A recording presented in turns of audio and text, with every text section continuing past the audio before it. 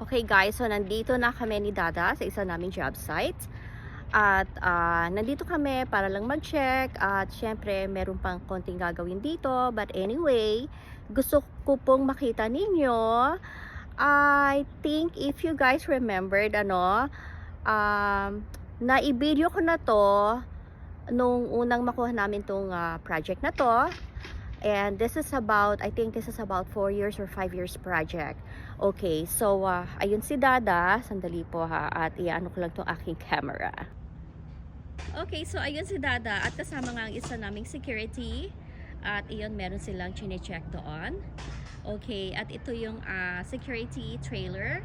So we provide this trailer to our security para hindi na po siya uuwi kasi ito pang job site na to napakalayo po sa kanyang tinitiran. Imagine kung everyday po siya po ay magda-drive, and that will take him about 2 hours.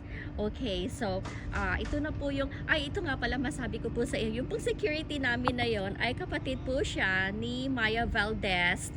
So I don't know if you guys remembered Miss Maya Valdez, one of the famous singer back home, or aka Mitch Valdez.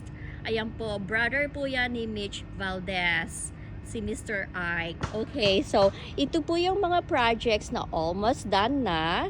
Ayan, at napakarami pa pong binibuild na mga bahay. At yung pong mga yan ay meron na pong naka-reserve dyan. So, pagka meron na pong mga nakatayong bahay, ibig sabihin meron na pong mga may-ari niyan. At ito pong lot na to, ito po ay bakante pa rin. Ayan, hanggang dun yan sa dulo. So, ito po ay phase 1 pa lang ng project. So, that's why I said this will take about 4 to 5 years project. Okay. So, ayun, napakarami na pong bahay na binibuild doon, no? Ayan, nakita ninyo. Ibang-iba po talaga ang paggawa ng bahay dito, no? Ayan, no? It's actually made of wood. Ayan, nakita naman ninyo, di ba?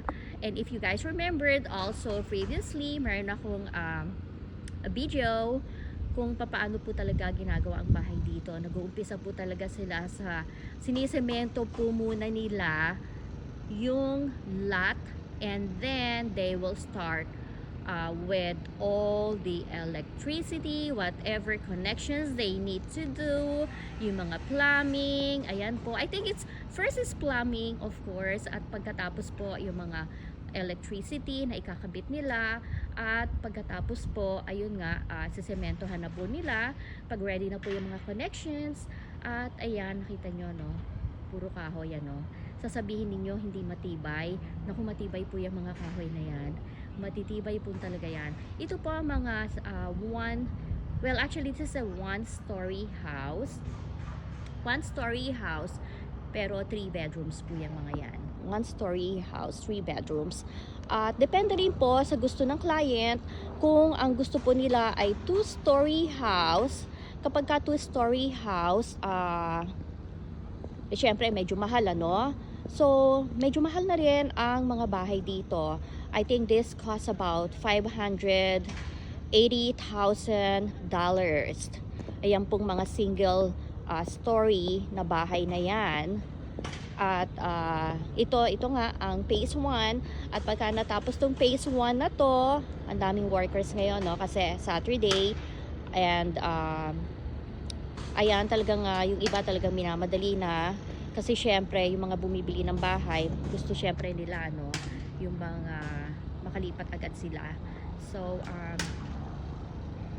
ayan lamang po, at gusto ko lang ipakita sa inyo at i-share kung nasaan kami ngayon. Sabi ko nga sa inyo, Sabado, at basta't syempre kailangan magtrabaho. Wala pong araw ng linggo na hindi pwedeng hindi magtrabaho.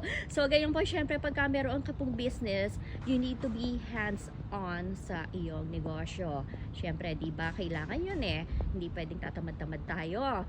Okay? So, ayun lang, at sana po ay nagustuhan po ninyo ang aking short video na to at na-share ko lang sa inyo kung nasaan ako ngayon. And later, katulad ng sinabi ko sa inyo, pupunta kami sa birthday party. Well, hopefully, makaabot kami because that's only from 1 to 5 p.m. Okay, and right now, it's about 1:30 p.m. po dito. Okay, so medyo naputo lang aking video, yung pinaka last part. Anyway, marami pong salamat sa inyong panonood and don't forget to subscribe to my YouTube channel. See you guys later. Bye!